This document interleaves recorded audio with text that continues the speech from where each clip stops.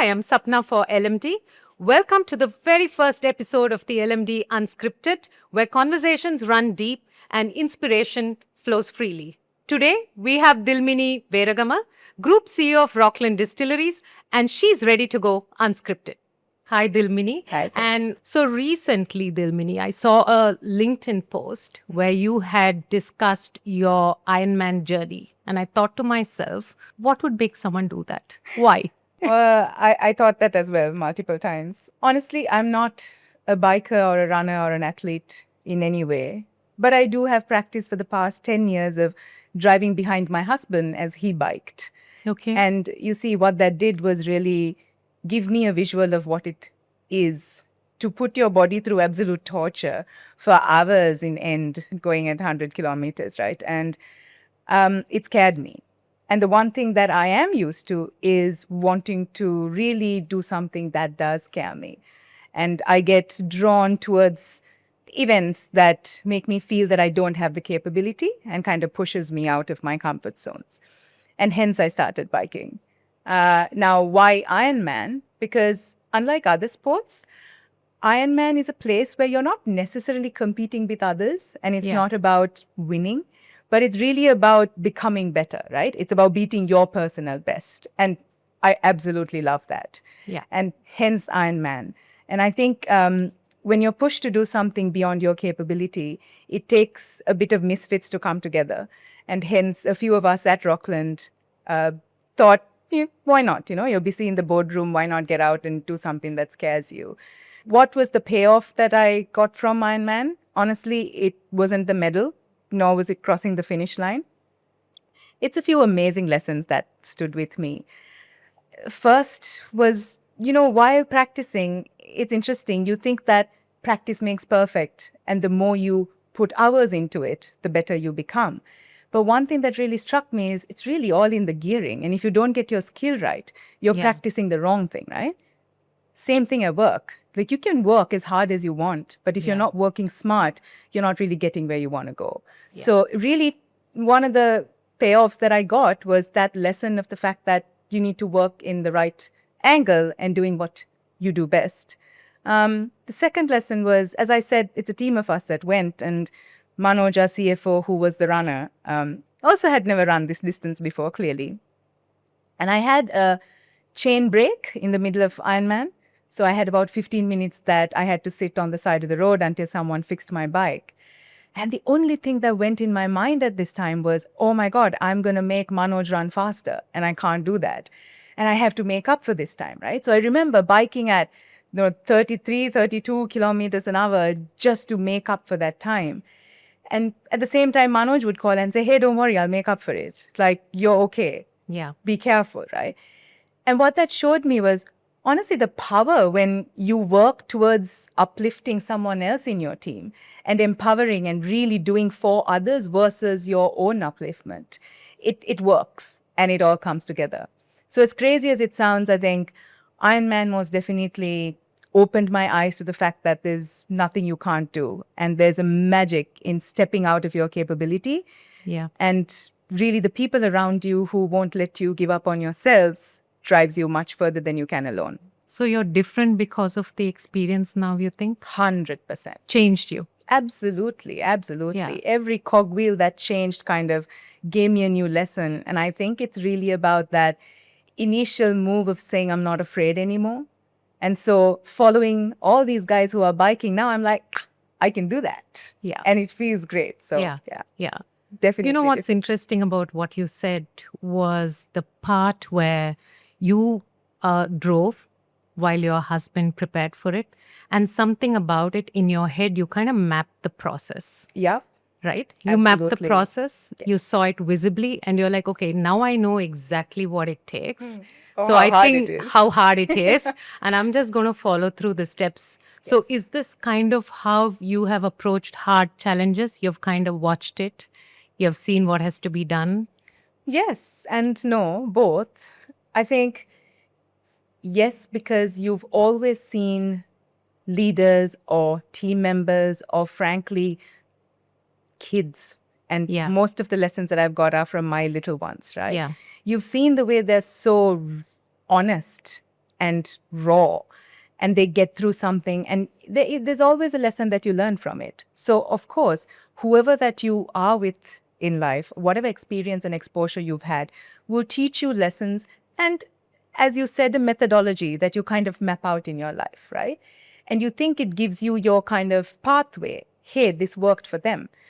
But I don't think it's always as simple as that. Yeah. Because if I looked at the way he bikes and if I tried doing that, God, I'll Yeah. die. Yeah. So, no, I just Yeah. need to understand that his method is always different to mine. Yeah. And it's that ability to differentiate what it takes versus the result that you want.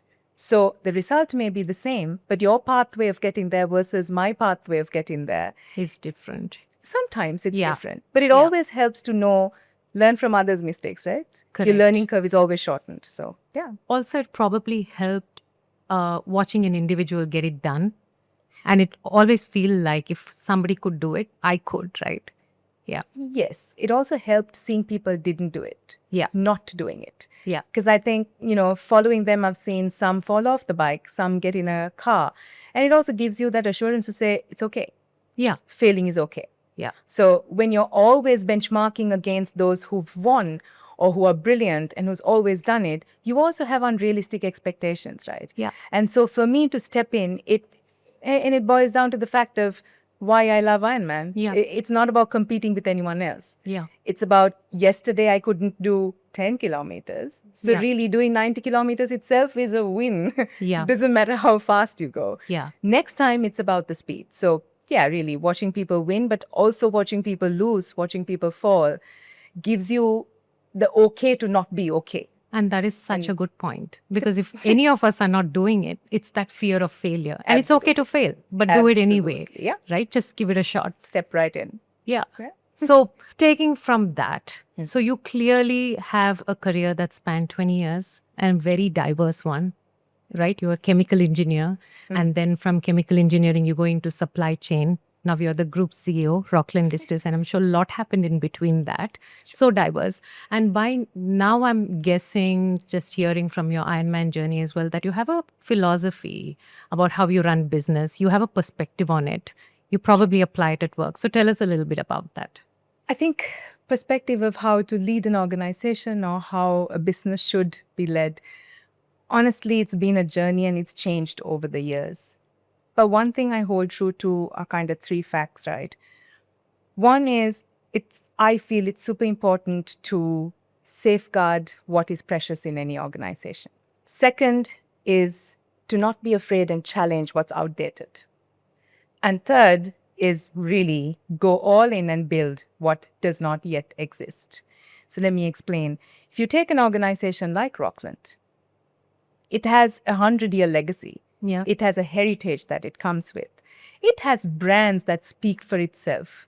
And these brands have touched the lives of individuals through celebrations, through moments. And honestly, if you go in and if you ignore that, then there's something wrong with it. So it is very important that you safeguard that precious heritage that came. However, it doesn't mean that that's an excuse to not understand what needs to be changed. Because there are moments that you know that certain angles would be outdated and you need to have the strength to challenge it. And it's really about understanding what took us through the evolution of the past 100 years isn't possibly what's going to take us for the next 100.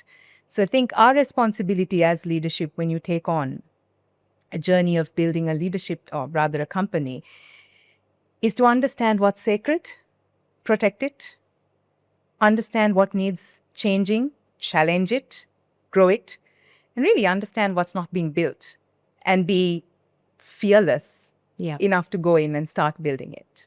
And to do all of that, I'm guessing it takes a lot of empathy, right? Putting yourself in other people's shoes, Of course. other situations to really know what it takes, what to notice, how you're noticing, what has to change, what needs to stay. So as a female leader, you know how you always get asked, how has it been so hard for you to, get to the top? So let me put it a little differently. Would you say being a woman, you've played to your strengths? That what about being a woman has helped you get to where you've got to? So Sapna, my answer is probably going to be a bit different. Okay. because a concept that I am ever increasingly not comfortable with is the idea that there are leadership qualities pegged to a gender. So, are there advantages that I've had in leadership or climbing the ladder because I'm a woman? Not necessarily. But have there been advantages I've gained because I'm a mother? Yeah. Absolutely. I mean, at the end of the day, no two kids are alike. Yeah. Right. What works with this kid will never work with the other.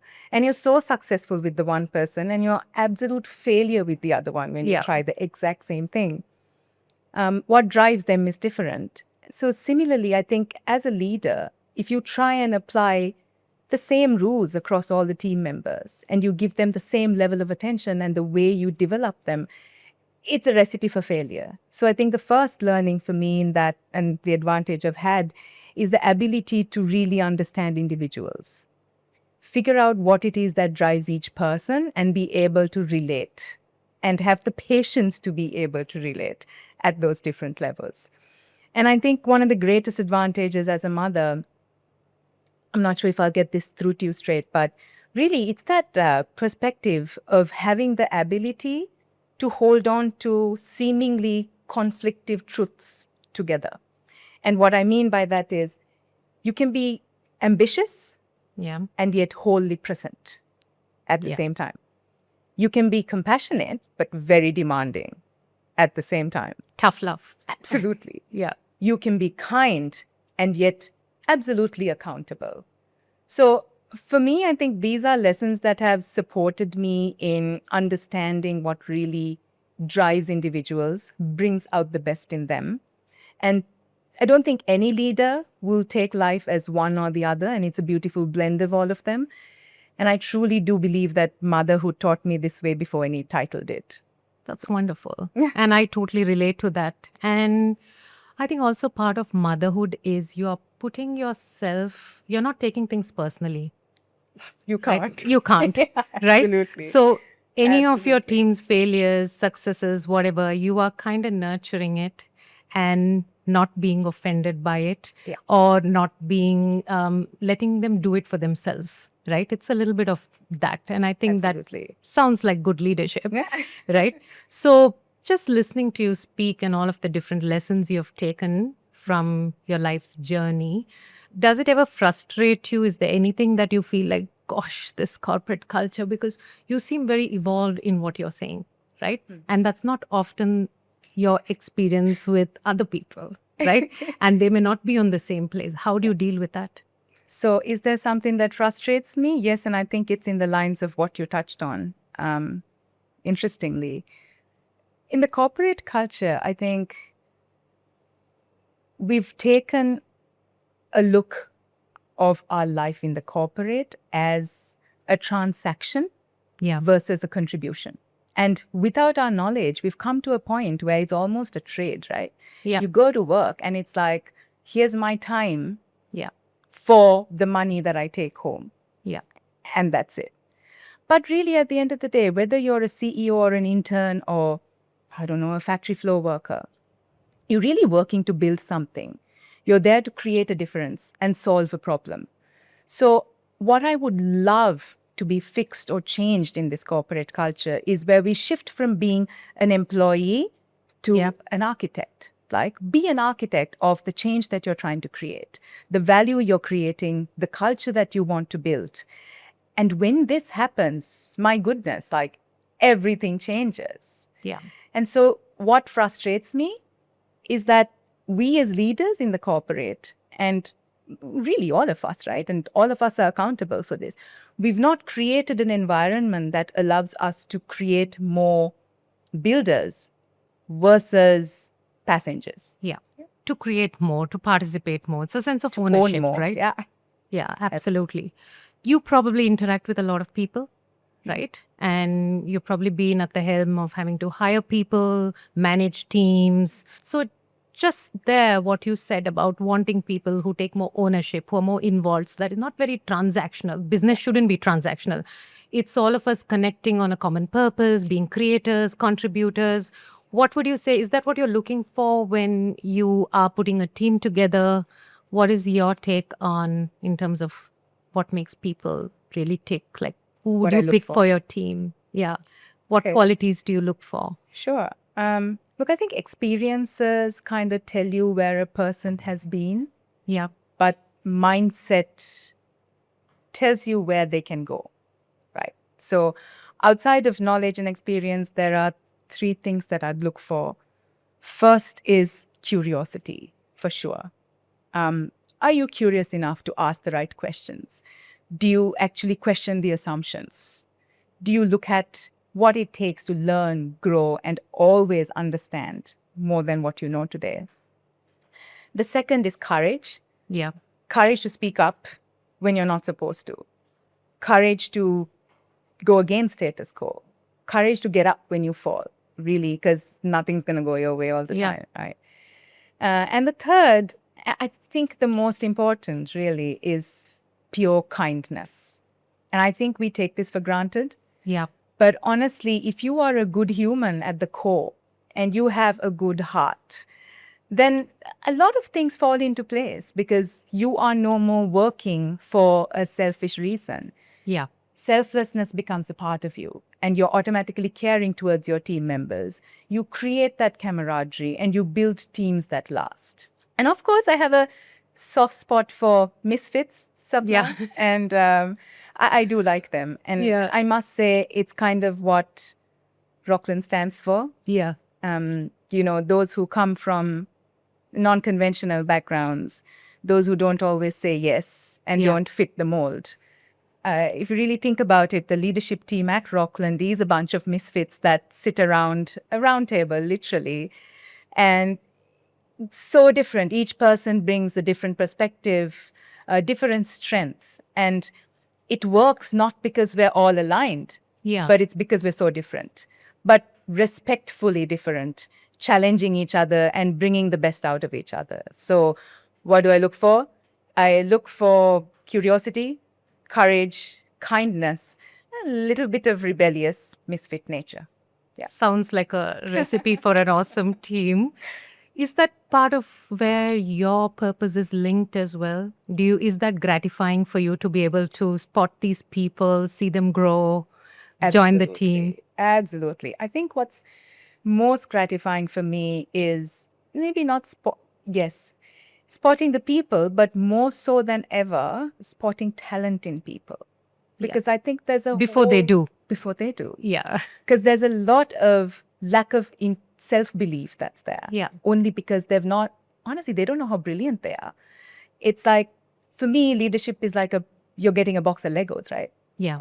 Imagine a kid that gets a box of Legos with different pieces. It excites you and it liberates you because I don't need to know everything. And Yeah. that's the beauty about it. You have this team that's absolutely brilliant and you put the pieces of Lego together. They come together and they create magic. And all you Yeah. do is really orchestrate. Yeah. But yeah, there's beauty in it. And absolutely, that's what makes me tick. And I think also what I see is you look at the best in people. And I think you're looking for the best in people. And I think also you're choosing people probably who do the same, see the best in others. Possibly, yeah. Right? So probably where the values of kindness matter. So just with that and everything you've done so far with the Ironman journey and even the shifts in your career that you've made so far, Yeah. sounds like it took a lot of guts, right? Right? One of the qualities that you're looking for in people, you also sound extremely courageous. It feels like a lot of us, I'm not sure, can do what you have done. And I think, see, that is exactly what I'm saying. You see the best in everyone and you believe you see that in people and think that they can do it. So would you say you've come this far by fighting fear? Has that been the core battle? I'd like to pitch it not in terms of fighting fear, because I don't think fear ever goes away. And I don't think fear is something that will That's ever good to know. It doesn't. Yeah. I don't think it ever disappears. But I think it's about the relationship that you have with fear. And it's been a shift. The relationship I've had with fear has moved from it being a signal to say, run for your life, Yeah. to information that creates curiosity. Yeah. To say, why am I feeling scared about this? What happens if I still go in and do it? Really, what's the worst that can happen, right? And what do you learn by doing it? And so that curiosity that's created when you see this signal or information of fear is probably what's made me now shift from running to walking into it, because I feel like there's a lot that you can learn from it. I do, as you said, if you look at the history of my career, I'll take you to one story of when I was a management trainee at a multinational. Probably 2 weeks post joining, the entire team of logistics had to go home for whatever reason. And this is like a team of a good 12 people. Yeah. And I was probably 23. And I was told, you know what, take over the entire department because there's no other choice. And for the next month, you're going to have to run it. And I thought I'll faint. And they did give me the choice, Yeah. of course. Yeah. And that one decision that I took at 23 years of age to say, okay, Yeah. we walk in with fear, we Yeah. walk in and we face it, I think was the one thing that shifted the trajectory for me. Because early on in my life, I learned to walk towards fear. And it paid off. Now, the reason I say fear doesn't go away is 17 years after when I came and sat with Amal, and he goes, oh, there's a group CEO role for you. Goodness, I think it was 100 times the fear that I had Yeah. when I was offered the logistics role, but 100 times the curiosity as well. And 100 times the love to learn from him. Yeah. And the beautiful organization, right? And I think it's by far the best decision I've made. However, you need to understand when you do walk into fear, there are moments that you will fail. There are moments that you'll fall. There are moments that you're going to have to get up again. So I think curiosity on its own probably wouldn't work. You need a bit of resilience. Yeah. So if you are willing to understand that it's not really fear that makes you grow, it's your ability to be curious about fear and bring your resilience that really makes you grow into a person that you never knew that you could be. Yeah. And I think it sounds like you're also so rooted in your purpose, which is why you treat fear the way you do, right? Possibly. And if it is something you practice at work where you're taking on challenges, never shying away, treating it like information Yep. and not anything beyond that. Do you have another practice beyond work? Do you meditate? Do you do anything to get here? Is it Iron Man? Well, yeah, I mean, I sing a lot. Okay. And play instruments. So our family, there's a lot of singing on a daily basis and a lot of sports as well. So I run every morning and we do biking and hiking. And I think very genuinely though, it's not the singing, it's not the biking, it's the fact that I have a whole lot of family and friends around me Yeah. that have made every single day the best day that you can live.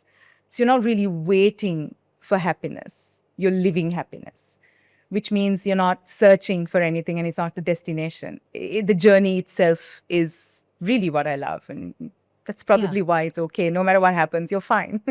That sounds amazing. Is that that leads me to my next question? Is that your definition of a life well lived? Oh, yeah, it is. I mean, in one line, if I was to say it, I think for me, a life well lived is one where I am able to become the best version of myself while not letting go of the people and the values that matter most to me along the way. That summarizes it. So could you tell me who inspired you in this way? Who are the few people you would say to get you here? There are business leaders, there are mentors, there are authors that I have learned from. But if I am to be very honest, the people that have influenced me and inspired me most are the ones that love me the most. My mother is a single parent who honestly is the strongest person I've ever met in my life. She taught me that in a world full of darkness, she chooses kindness.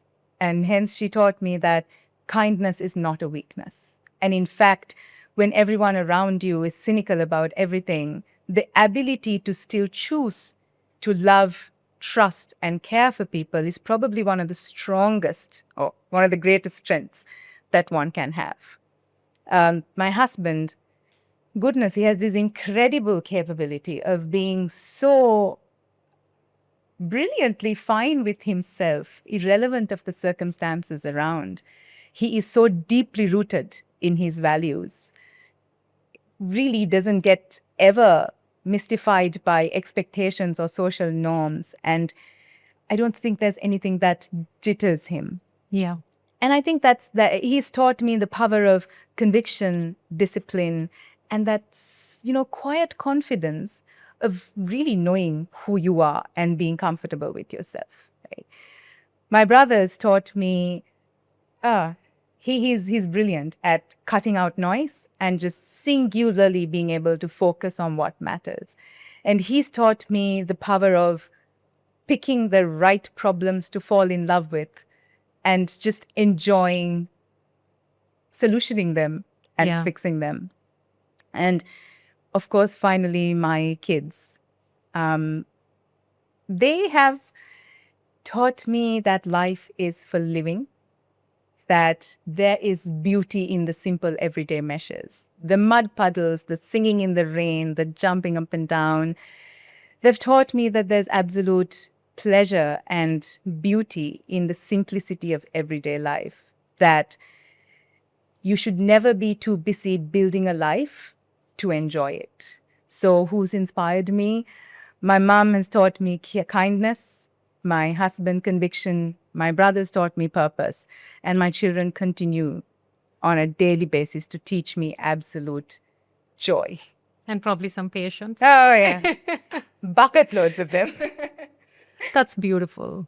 I mean, everything you have shared today and just hearing the people who have inspired you, I can see a little bit of them in you, and the stories that you have shared makes it very clear. And thank you so much, Dilmini. We've gone from Iron Man and closed on love. I would say that's pretty unscripted. And thank you for this conversation. And I hope everyone takes something from this and feels inspired as well. Thank you. Thank you very much for having me.